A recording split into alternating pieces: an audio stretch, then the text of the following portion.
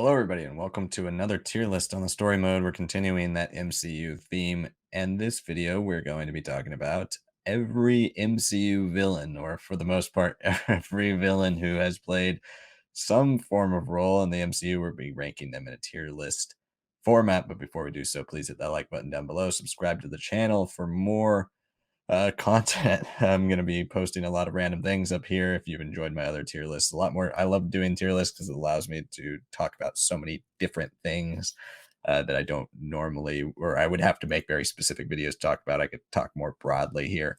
So I'm enjoying this, and it seems like you guys are enjoying it too. So let me know what you think of my video down below. Tell me your rankings as well. So now let's bring in the tiers here.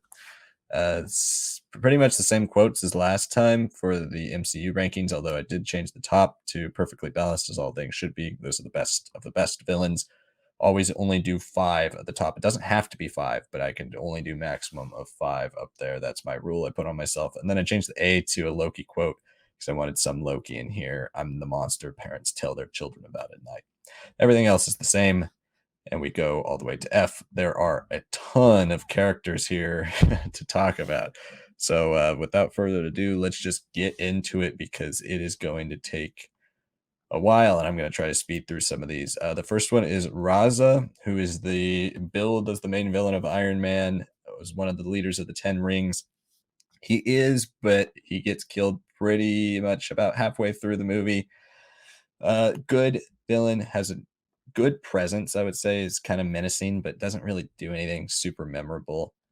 I'm going to put him in C though, because while he's on screen, it works pretty well, I would say, but he's not like a scene stealer or anything. He doesn't do anything super important. A lot of these are super random characters that show up in a couple scenes, so they're probably going to be down here. And amongst those, he's definitely kind of in the middle here. So I'll put him in C. Obidiah Stane is one of the reasons why Iron Man still works really well. He's a really solid villain all the way around.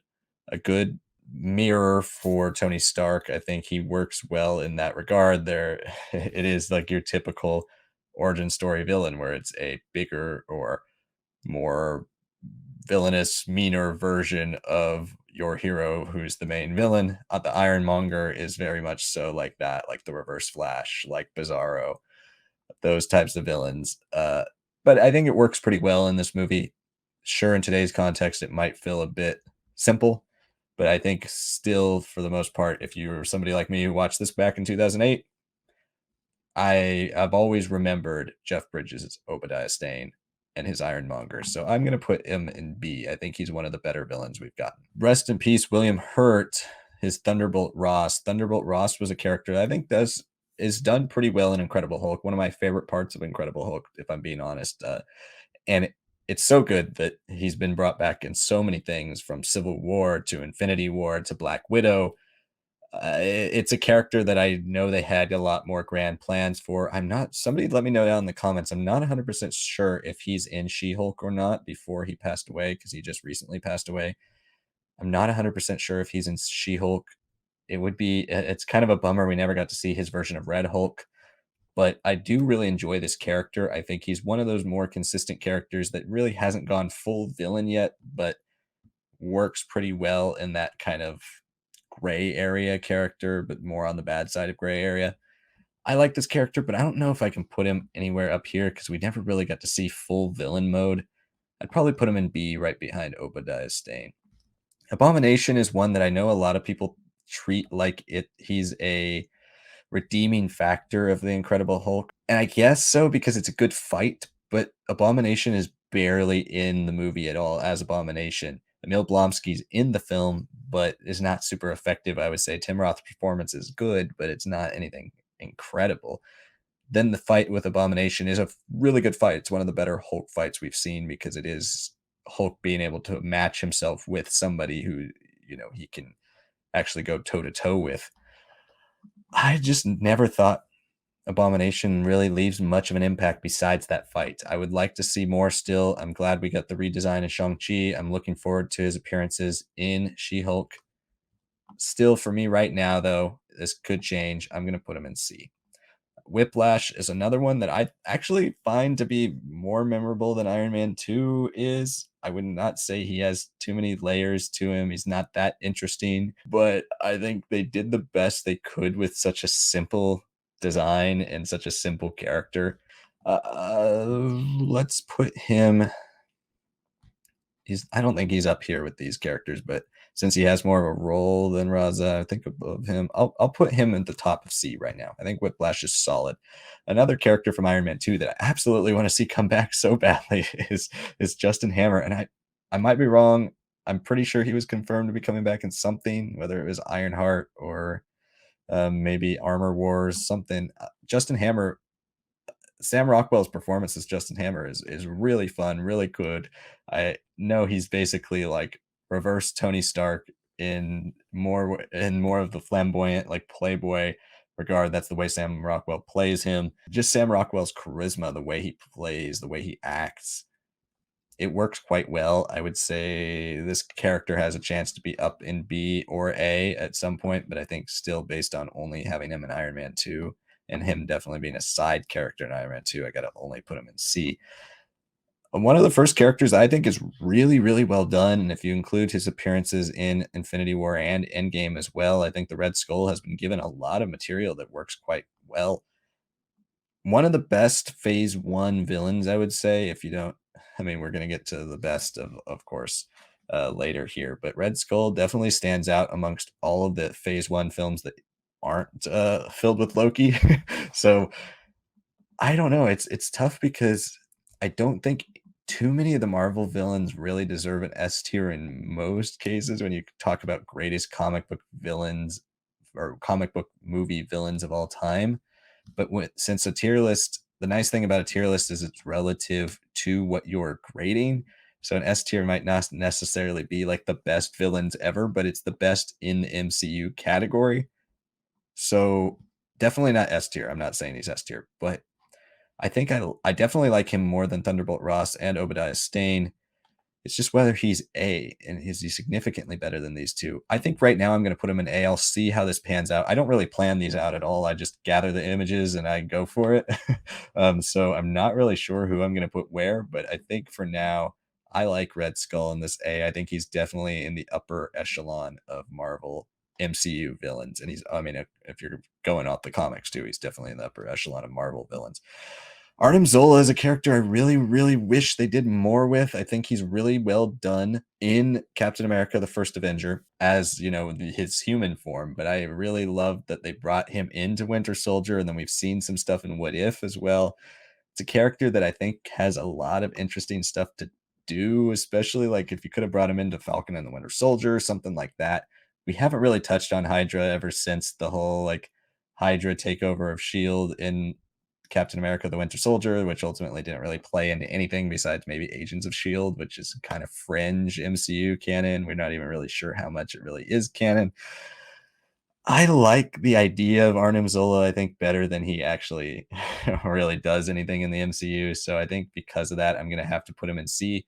Laufey. And I think one of my favorite parts about Thor are the frost giants. And I think they did a really great job. I love that they're practical for the most part. Like they're practical close ups. I think all of that looks really, really good. And Laufey's one of the best ones. I think that fight at the beginning of Thor is a really, really neat fight. Maybe it's just because I really dig the costume design, the practical effects, the makeup, and the more fantasy side of Thor, the stuff that really goes into the Norse mythology that we have definitely jumped away from. And I understand it. He's definitely a more popular character now than he was. But personally, I still love the comic book, the fantasy Norse versions of Thor. I really like Laufey. I want to put him, I'm not going to put him in B, obviously, because I don't think he's better than Justin Hammer or maybe even Whiplash, but I don't know. He's kind of right around here. He does leave a mark for me, even though he's not necessarily the main villain. I think I'm going to put him right there and C. The Destroyer is one of those villains that is, bigger, a lot bigger in the comics than he is in the MCU. Shows up in like one scene and is done. I think a lot of these characters I'm probably going to drop in the D tier are just going to be one and dones. Loki, everybody knows where this one's going. This is the first character in S tier. Loki is one of the best characters in the MCU, not just villains. But if you're looking strictly at his villain roles, which I would say is almost reserved to just Thor and just the Avengers, and I think he's still easily one of the best Marvel villains out there. And he's just got so many layers to him. He's definitely the most fleshed out, the most explored.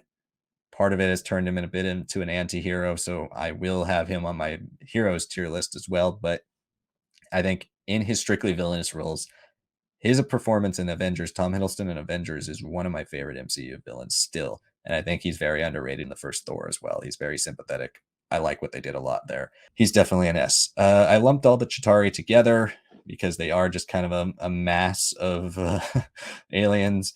I know a lot of people are tired of the beam in the sky, portal, large faceless army fighting scenes at the end of these comic book movies, or just blockbusters in general. Well, we kind of have the Chitauri to thank for that. Yes, it had been done a couple times before, but Avengers really set the standard for this is what a big comic book ending is like. And love it or hate it, you have to give it props because it works really well in Avengers. And if you're somebody who's trying to pretend like you saw this movie in 2012 and in hindsight movie wasn't that good, think back to 2012. We had never seen anything like this. I think the Chitauri are a really decent villain. They're a nice, overwhelming threat. Obviously, no real characterization to them, so I'm still probably going to put them in D. But I think they are kind of lumped in there with most of the amorphous villains we get at the end of films. Trevor Slattery. So Iron Man 3, I was not appreciative of the ending of Iron Man 3. I did not like the Trevor Slattery character. I did not like the twist. I thought it was dumb.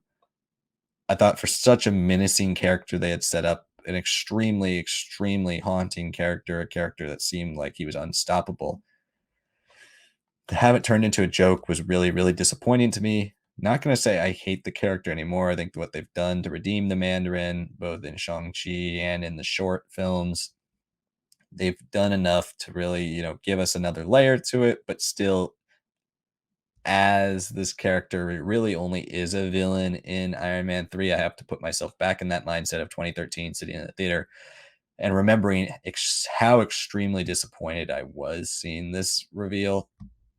Man, I don't know if I want to put him in F, but I kind of do, because it was so disappointing to me. Aldrich Killian is another character that I just forget about. He's nothing special to me. I know some people who defend Iron Man 3 like him, but I just don't think he really does anything too special.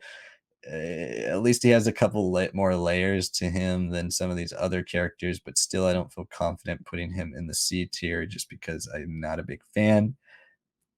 I don't know. I kind of want to drop him an F, but I think we're gonna have a lot of like Fs here.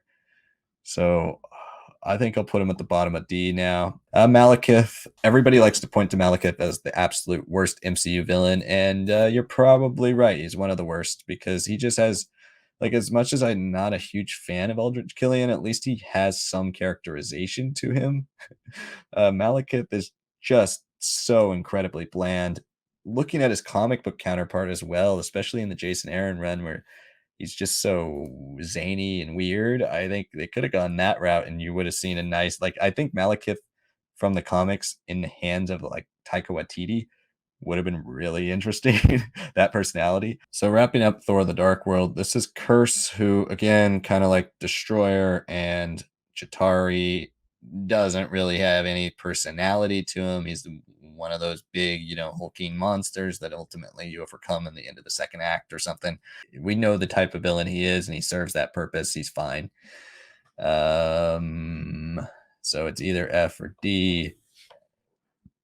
I think because of his design alone, just because I think it's a cool design, I'll put him in D. I think F to me is more reserved for the villains that try. They're going to be more main character villains in F, I think, for me, because it's going to be the characters that they really tried with but ultimately failed. Talking about Batroc the Leaper, I mean, he has a really cool scene in Captain America the Winter Soldier. He's also in Falcon and the Winter Soldier. I've appreciated what they've tried to do with this character. Definitely made him a little more serious. I think he's got more character than some of this stuff. I don't know. I'm gonna have so many C's. I don't know whether to put him at the bottom of C or top of D. Let's put him at the bottom of C for now. I think he's really solid. The Winter Soldier was a character where for Bucky Barnes and the Winter Soldier were specifically only looking at his role in Captain America, the Winter Soldier. I think I'm going to limit it there because that's the only time he's really the main villain. And in that regard, he's a sympathetic villain. I think it is cheating a little bit because we had seen him as a hero, so we already had that connection to him. Just as a character with multiple layers, I think he's one of the more interesting villains we see in any of the MCU films. I'm going to put him in A. I think he's one of the reasons that film works so well. Alexander Pierce, another really underrated villain. I think I want to put him in B. I think I want to put him right there.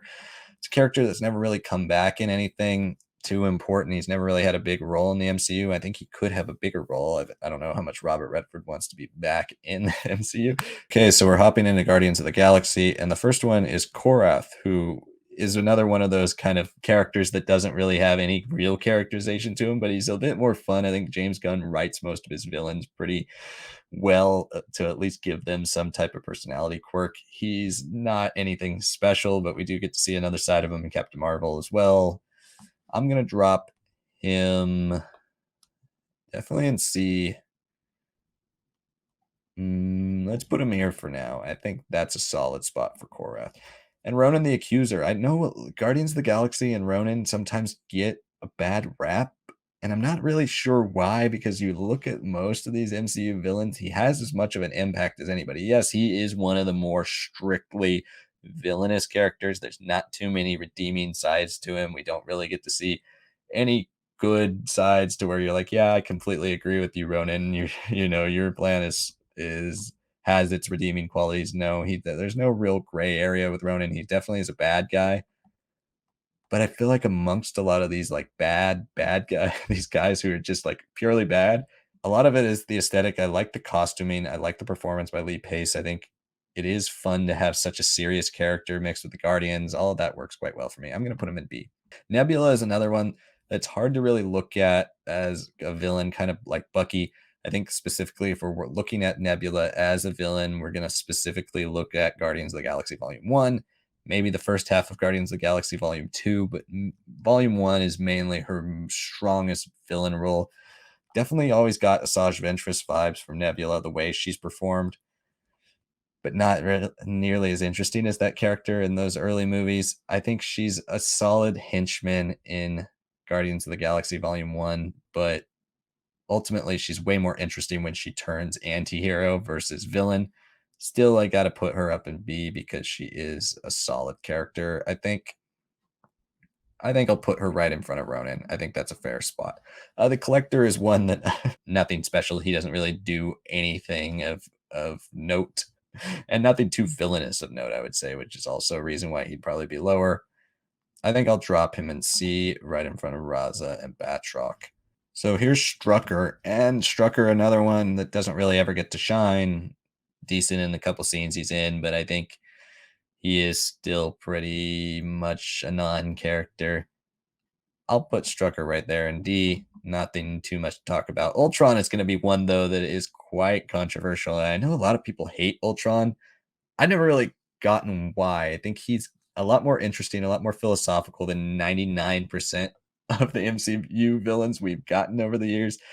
There's a lot of elements to Ultron that I think would be fascinating to bring back. He's a villain that's absolutely ripe for the taking. That if some writers wanted to come in with some cool sci-fi ideas, they could really do a lot with Ultron. I think his role was definitely shrunk down to not be as expansive as it really could have been in that film, and that film is a bit messy. But I love James Spader's performance as him. I love the philosophical nature of his speeches and the puppet on the string. The trailers for Age of Ultron were always so great. I think it's a really good villain. And I know he's one and done. He doesn't have much impact on the MCU, but neither has most people in my B tier. I kind of want to put him in A, but I want to see who else I have in A first. I'll put him at the top of B right now, and I really think I'll probably move him up to A.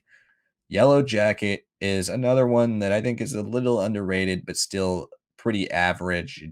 Costume design, I think, is great. Honestly, I love the Yellow Jacket costume design. I really like the fights at the end, but he is mainly just bad guy villain who, yeah, some redeeming qualities, but nothing too special. I think for the costume alone, I'd probably put him a little higher on C, but again, pretty weak characterization overall. Crossbones, I really appreciated that they gave us the real Crossbones costume in Civil War, but another villain that doesn't really have anything too special to do or say or be. I think I'll probably put him in the front of D. He's fine. And maybe C because of his performance in Winter Soldier as well, even before the costume. He's yeah, he's he's fine. Yeah, right there in C. I think I will move Batroc Believer down to D.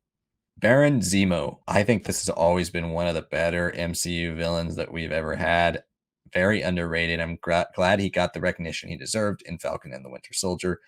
One of the more key integral pieces of Civil War that really makes that film work. People don't really think about him and his role as much as they should when they look back at that film.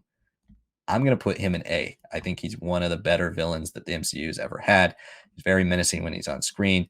I love those types of villains who are able to just pick apart our heroes and pull all the strings necessary to get them to do wrong themselves. Puppet master villains are one of my absolute favorite tropes for supervillains. Caecilius, another very stereotypical MCU villain, just kind of there to do the bad thing, not necessarily the big bad. He's doing it for a bigger bad.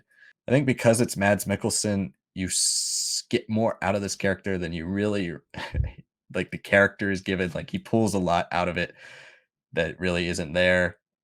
I do dig the design. I like the thing around the eyes. It was cool getting an introduction to Doctor Strange. Really great opening to Doctor Strange, by the way, but I can't put him ahead of most of anything up in A or S or B. I think he's right around here, maybe right in front of Laufey, right behind Justin Hammer. Dormammu, oh man, Dormammu's really tough to rank because we haven't seen the last of Dormammu. I think the end of Doctor Strange in the Multiverse of Madness basically confirms that, but I really like what they do with Dormammu. Again, barely in the movie, so it's hard to rank him, but I think he leaves an impact. I'll put Dormammu actually. I'll put him right there, and I think he's going to end up being one of our best MCU villains, or at least I really hope so, because he's such a cool character. I really love what they can do with him, but I'll put him there. Aisha, so she's pretty much just there to be an antagonist for the Guardians. Nothing too special. I think Guardians of the Galaxy Volume 3, or at least Volume 2, teases that Volume 3 will give her a lot bigger role, especially in the formation of Adam Warlock and whatever happens there. But she's pretty bland by choice. Like, that's the direction they go with this character. And she's fine for what she is, but I'd like to see a bit more given to this character and this characterization. I'd say she just doesn't leave much of a mark. I'll put D. Ego. I think Ego's a really solid villain as well. One of the better ones, honestly. I think for Ego, I might go A. I think Kurt Russell plays the character very nicely. He's got the emotional stakes with Peter Quill. I think it works for the most part all the way, even though you can kind of see the twist coming by the end. The grand action, but also mixed with just Kurt Russell's personality. I think all of it it plays for one of the better villains we've seen in the MCU so far, and I'm gonna put him in A. Taserface, just like James Gunn's typical villain fashion, a character that really should have nothing memorable in the film, but is actually quite funny. I think Taserface might be. Let's put him here and see. I think right above Raza, right after the Collector. I think because these characters are a bit more important to the MCU, or Taserface is just Volume 2 and done. I think he still leaves a mark. He's a funny character. The Vulture, definitely A. Vulture is one of the best villains we've gotten in the MCU. I think Spider-Man has done a really good job with their villains so far. And I think Vulture transcends that level of most MCU villains that are just there to be the bad guy. Vulture does drive the plot, but he is around the plot. He's the plot revolves around Vulture, not Vulture being the reason for the plot existing. I think his presence in the world is him just trying to carve out his niche in the society that ignores him, and that's an interesting angle to take with that character. I think it works really well. I'm really hoping Michael Keaton comes back in things that aren't Morbius because Morbius was so bad. Please don't relegate him there. The Tinkerer, another character, doesn't really do much, has some funny lines. I think I'll put him in D, maybe right behind, right in front of the Destroyer. Shocker 1 is what I'm going to call him. Again, doesn't really do anything. Probably put him in D. Yeah, put him right after, yeah, right in front of Shocker. Shocker 2, slightly better. Let's put Shocker 2 right there. Great. Scorpion also doesn't really do anything yet. I love the actor that plays him. I'm blanking on his name right now. I'm sorry, but he's fantastic in Better Call Saul. Hoping he gets a time to shine as Scorpion, as Matt Gargan later in the future, but right now he's basically done nothing. I'll drop him there. Just throwing stuff at the wall right now with those characters. Hela. Hela is a very, very good villain.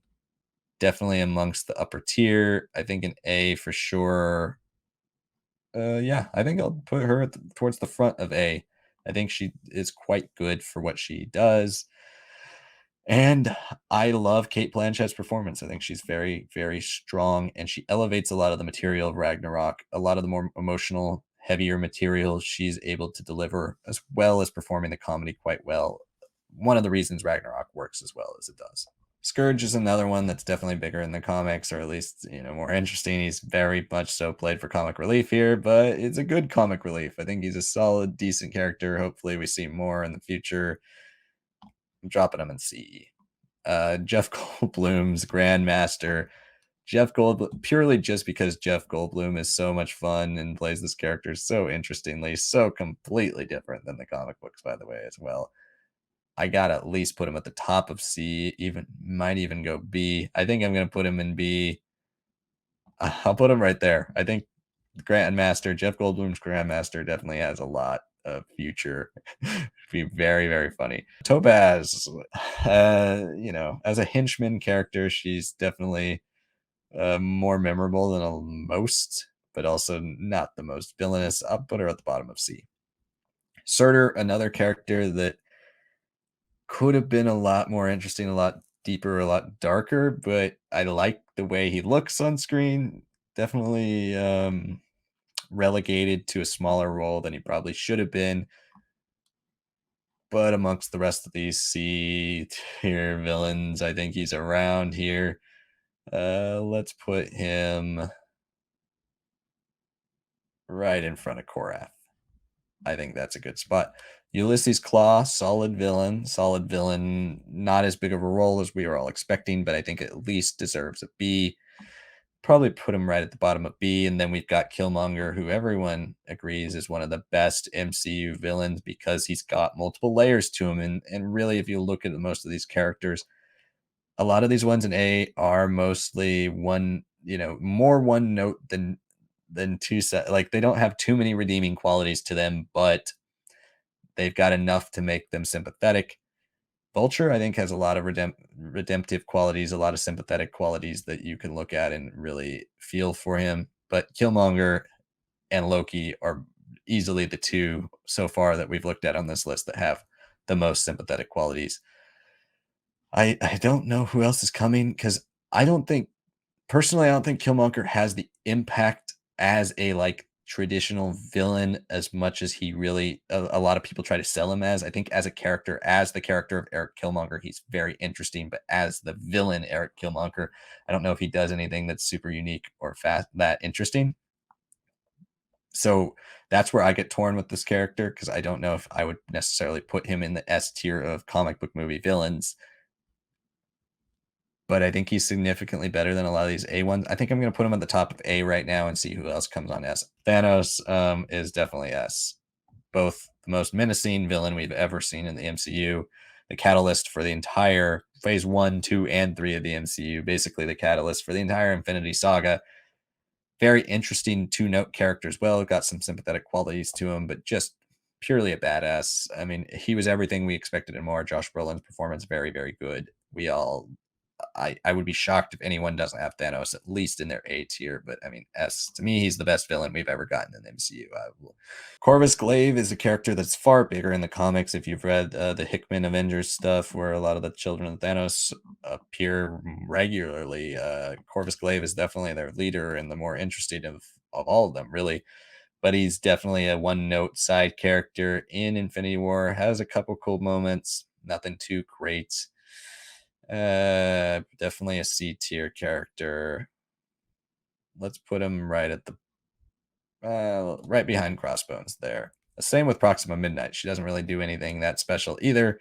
Just there for a couple action scenes, has a couple lines, nothing too special. I'll put him right above Corvus Glaive just because I had more expectations for Corvus Glaive. But the one that exceeds all expectations, because he doesn't really have as big of a role in the books as he does in the films, is Ebony Maw. I know Ebony Maw is only in a few scenes, really, but I love those scenes. They're some of my favorite parts of Infinity War. Hear me and rejoice. I love that. I love that. I'm putting it in B. The last one is Cole Obsidian, who is a brute in the comics and in the film, doesn't really do anything. Hard to put him any higher than some of these, I think, just because the movies are a little better. Put him in front of the Destroyer. Okay, next we've got Sonny Birch, who's just your typical, like, crime person. Ant-Man and the Wasp. He's not, like, really cool enough to be a crime lord, but, you know, I don't know. Ant-Man and the Wasp, this was such a disappointing villain, especially because he's kind of like the main villain of the whole film. I'm definitely putting him an F. Ghost, I think Ghost is more of an anti-hero, honestly, than a villain, but she plays enough of a role as one of the lead villains in that film to where I can definitely rank her. I think she's got a lot of redemptive qualities to her. She's definitely a two-note character. But I don't know if she really leaves a mark like these characters to me. I think I'll put her right behind Justin Hammer. All right, moving into Captain Marvel, we have Yon-Rogg. Yon-Rogg is pretty basic. Not a huge fan of Yon-Rogg. He's all right. I'll put him right behind Laufey. There we go. Supreme Intelligence. Also, not a huge fan of what they did with the Supreme Intelligence. If I'm being honest, I prefer the weird, like, slimy green monster that's in the comic books. This one's all right. Not a big fan of what they did with Marvel either. I think with this character, just because she has some more layers to her than some of these, I might put her up higher, but not really that great. I honestly put her at top of the. I think that's a good spot. Mysterio, another really, really good villain. And Spider-Man has some of the best villains in the MCU, but also the best villains in the comics. He definitely has Marvel's best rogues gallery. Spider-Man is definitely the one like single solo hero who has the best rogues gallery in the MCU, and really the only character that rivals his rogue gallery in the entirety of comics is Batman. So Mysterio, it's not a surprise that he's one of the best characters in the MCU. I love Jake Gyllenhaal's performance here. I think it's great, and it's still one of the best performances in the MCU. Right, honestly, right up there with Killmonger for me. I think I'm going to put him right behind, right in front of Vulture. Both really great villains. Agatha Harkness. I like what they did with WandaVision, but I think by the end, when it just turns into the MCU third act, which I think these shows really need to work on improving, Agatha doesn't really leave a mark. I think because she's far more entertaining when she's not the witch Agatha. You don't really think about her that much in the show. Nice side character, but some solid characterization. I think it'll be interesting to see where she goes from here. I think just because she has more screen time than a lot of these characters, I want to put her in B. I think let's put her right behind Nebula for now. I think that's a good spot. Carly Morgenthau, I'm not a fan of the Flag Smashers. I thought it was a pretty weak villain, but Carly is more interesting than everything else about the Flag Smashers and Falcon and the Winter Soldier. Appreciate what she does. Don't necessarily know if they nailed it by the end of the show, but she's not the worst part. And I think the performance here is really, really strong. Going back and forth, honestly, I'm not really sure where to put her. I think maybe right behind Caecilius. I think that's a good spot. Okay, so we're getting into Loki now, which I decided to just go with Kang, or the version of Kang that is He Who Remains. Really good last episode scene. I like the dialogue. Appreciated the kind of smaller episode that we got there. I wanted a bit more, but I appreciate where they're going. Obviously, when we see Kang, when we get the full version of this character, really there'll be I think there'll be, if I was ranking them again, they'll probably be two completely different characters. But this character definitely leaves a mark. I like him. I don't know if I love him as a villain, because he doesn't necessarily have any huge scenes, but he's got some great dialogue, some great stuff to chew on. Definitely stays with you when the show's over. I'll put him right there. I think that's a good spot. Taskmaster, I think they really, honestly, they go for these twists sometimes in the MCU with these villains, and you just go, why? I mean, the original version is completely fine. You don't need to do these things that just mess up the character. Just make him Taskmaster. Don't know why they don't do that. And for me, it falls really flat. I don't think it's very interesting. I don't think it's that great. It doesn't work very well for me. I think I'm probably going to drop Taskmaster into F, and probably drop Aldrich Killian down to F as well. Yeah, not a big fan. But honestly, I like Dreykov. I think for Black Widow being such a mediocre film to me, Dreykov is a pretty good character. I think he's very menacing and disgusting. I think as a character, he really works in that sense. He comes off as just this disgustingly evil, regular guy. And I think that is what they were going for, and it works quite well. Honestly, he is B for me, even though he's not really the most present villain in the scenes he's in. You just really despise him, and I think it is a lot of that is the performance and a lot of great character work here. Let's put him right after Agatha. Ultron from What If. Ultron from What If is a really, really cool villain. I don't know if he has much characterization, but I think he's a really cool villain. I definitely put him up here in B. Does he? Honestly, I think he's really, really sweet. I'm probably gonna put him right behind Obadiah Stane. Win Wu, the real Mandarin, fantastic character. Honestly, one of the best parts of Shang-Chi. Absolutely love everything they did with this character. It's the heart and soul of the film is the relationship, the father-son relationship, or the father and the relationship with his family and his wife and his children. I think the driving plot behind this whole film about him just trying to bring his wife back because he misses her. Honestly, it works so well. It's one of the best parts of Shang-Chi is really that familial heart at the center of this story. Every single scene that Tony Leung is in, he absolutely steals. He's by far the best part of the film in any regard. And that's no shade thrown at anybody else because they're all really good. But he's just such a masterclass actor. Watch any of the other films he's in, any of Wong Kar-wai's films, anything like that. He is so, so good. He nails everything about those films. I'm going to put him in S. I think he's one of the best MCU villains we've gotten. Okay, so Razor Fist is another pretty standard henchman, big villain henchman guy. Honestly, not really a big fan of the design at all. He's all right. I think if we're comparing him to these other characters, they all have better designs. I'll put him right here. So this is Death Dealer, who on the flip side has fantastic design. Also, really no characterization, doesn't really do anything, say anything. I love the character design though. So just because of that, I'm gonna drop Death Dealer right up here in front of Cole Obsidian. So Crow, who is the leader of the Deviants in Eternals. If you've watched my other video, you know I'm a big fan of Eternals, but Crow is not really one of the reasons why. I think the movie gets a bad rap for Crow being like, because a lot of people want to frame the Deviants and Crow as the main villains. They're absolutely not. They're just kind of in the plot to drive some of the deception of Icarus along, but really like I don't know. I don't feel like the film ever really frames them as important. And I know some people can consider that a flaw, but I think as I was watching, I was starting to realize that they don't really matter. There's something else bigger behind this. And Crow is fine. I don't think he does anything very interesting. He's not that great.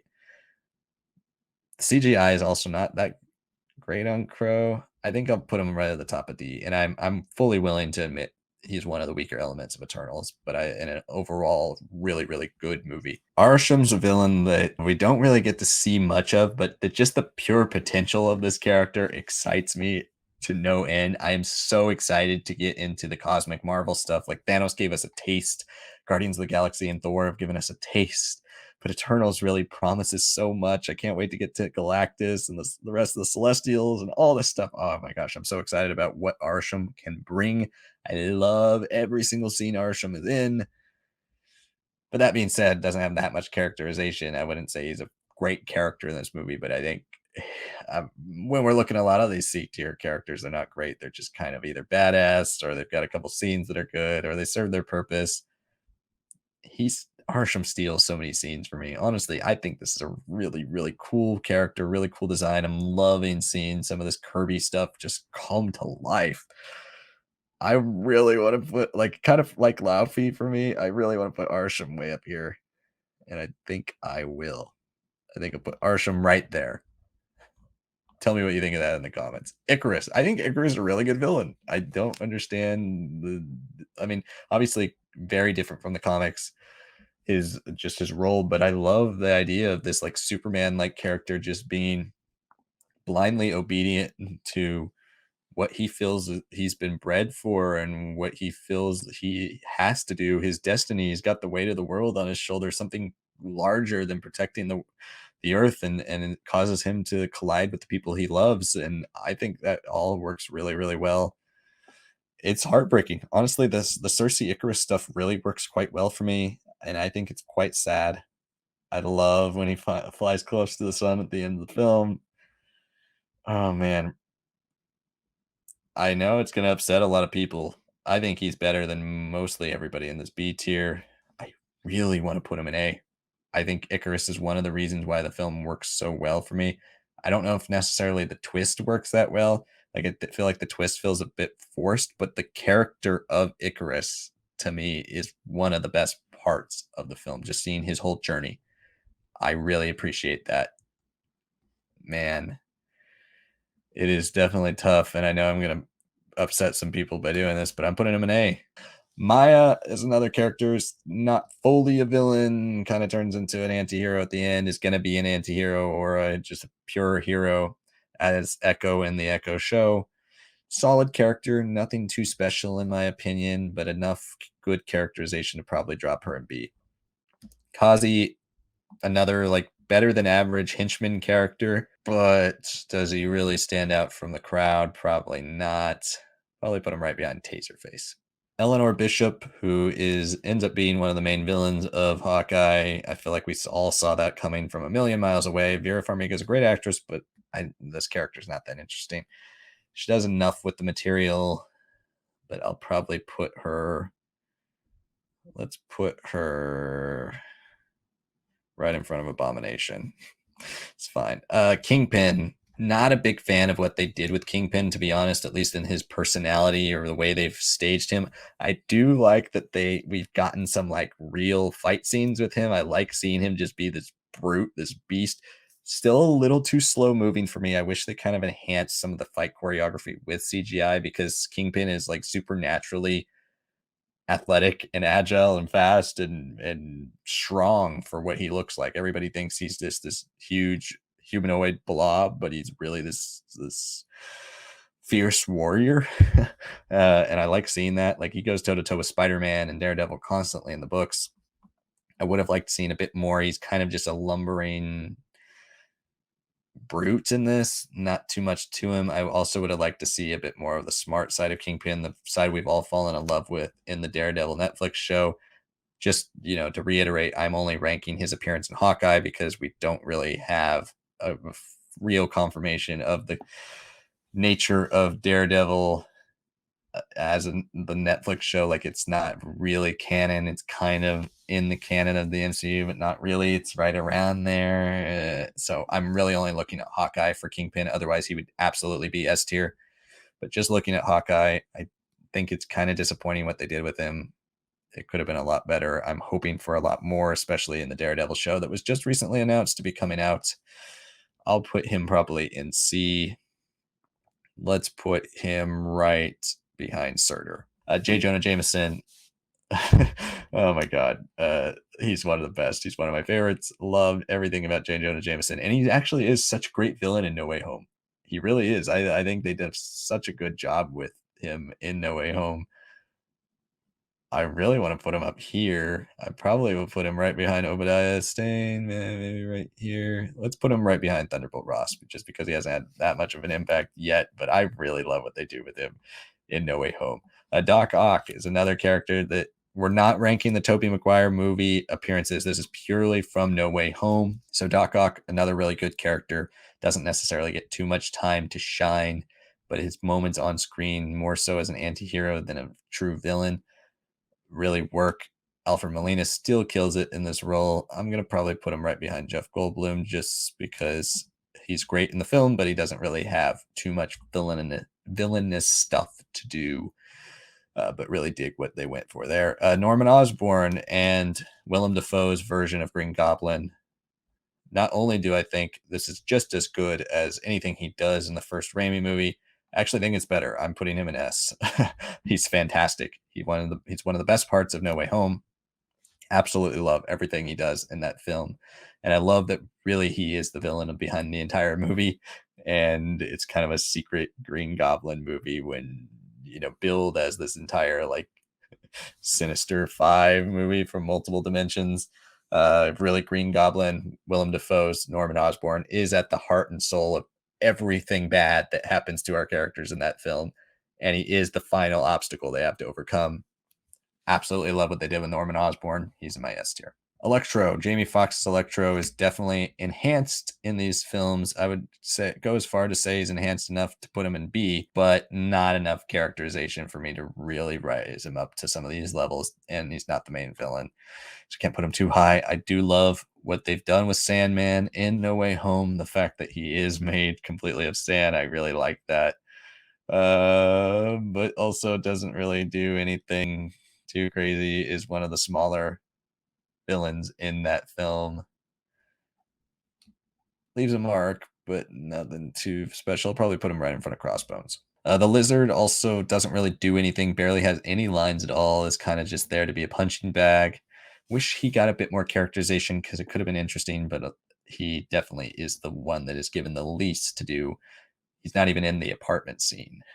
So I gotta probably put him in D just because he's just not that interesting. Harrow. I think Ethan Hawke's Harrow is one of the better villains we've seen in the MCU. He's probably my favorite villain of anything we've seen from the shows so far, the Disney Plus series.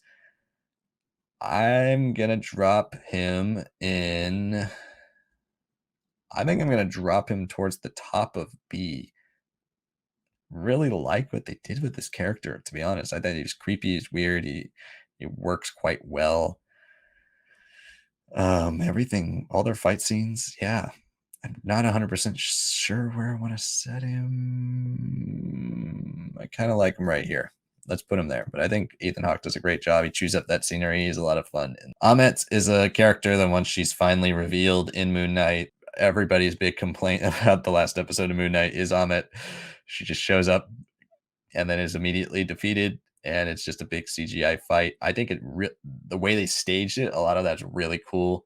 Seeing Moon Knight and Harrow fight in front of Khonshu and Ammit is a really, really neat visual, but like nothing really interesting about Ammit. I'll probably put her at the bottom of D, honestly. Kind of disappointing. So we're finally to Doctor Strange in the Multiverse of Madness, and we're starting with Gargantos, who is one of the first villains that Doctor Strange has to fight in this film. And again, I can't put him really higher than D because it doesn't really have a characterization, just a big monster to fight.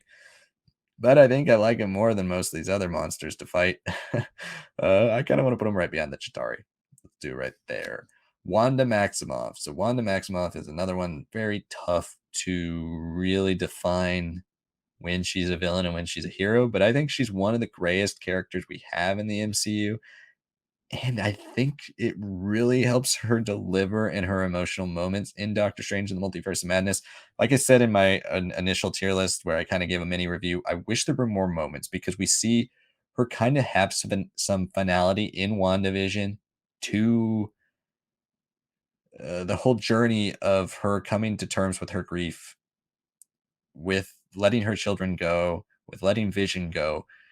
We see her start to come to terms with all that. So for her to just suddenly be like a killer villain in this film seemed a bit fast to me. I wanted a couple of scenes at least where we get to see her talk things out, see those wheels turning towards what she ultimately decides to do in this film. But when she's doing it in this movie, I mean, she's really kicking ass. I mean, she's a absolutely terrifying villain in this movie. And because we love her so much as a hero, we do get that sympathy for her that maybe Doctor Strange in the Multiverse of Madness doesn't necessarily earn, but Elizabeth Olsen and her version of Wanda Maximoff throughout the entire MCU has definitely earned over that run. I like as the character of Wanda Maximoff, I would put her at the top of A for sure because she's got more characterization than all these characters because she's been in so many movies. But as the just purely as a villain, I don't know if I can put her really in front of too many of these characters. It's very similar to the Bucky story in that regard, where it's a hero who this time it's a hero who turns villain, that time it's a hero who turns villain, who then turns back hero. I think I'll put her right in front of Bucky.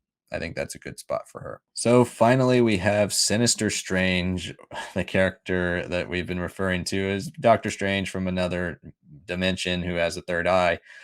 Really awesome fight scene with music. I think that's one of the coolest fight scenes anyone's done in the MCU. Super creative. I love Sam Raimi brought some really interesting sensibilities to this film. Not necessarily a fully fleshed out character, but understanding Steven's baggage, understanding this is a version of Steven that we kind of see that basically mirrors the Steven we get in our 616 MCU. But this is a version of Steven that went down that path, and ultimately the version of Steven that we might be getting. Obviously, he's not going to go this far. It's all going to end up turning out for the best with Steven in 616. But this is our warning of what he could be. Not necessarily a fully fleshed out character, but I think chews up the scenery quite well. Benedict Cumberbatch plays some really cool roles in that film. I love the acting he's able to do. He's really able to explore himself and his range in that film. I like him better than most of these characters, if I'm being honest. I think maybe right after Ghost. I think that's a good spot. I kind of want to raise this character up to B. I think that's a good spot for him. Any other adjustments that need to be made? I think that's pretty good. I mean, this was a very tough list to do. I think I'm happy with Killmonger being top of A. I know that might seem blasphemous for a lot of people, but I think actually no, I'm putting him in S. Let's do that. Okay, so these are my top 5 for sure. And then we've got A tier. I'm pretty happy with A. Very tempted to move Ultron up to A, but I think though I'm pretty happy with A for the most part. B's got a solid, like it's nice that we've got half a row, a full row, 2 rows, 3 rows, back down to 2 rows, and then another half row. Like I think that's a pretty good even distribution. I'm happy with my list. Let me know what you guys think of my list down below. Also, let me know what your lists are. I'd love to hear your thoughts on your favorite MCU villains. Anyway, let me know what you thought down below. Please like the video, subscribe to the channel for more content talking about comics, movies, video games, all the stuff in pop culture. Let me know what you'd like to see me do a tier list of next down below. I will be doing an MCU Heroes tier list coming up soon. So thank you all so much for watching, and we'll see you next time.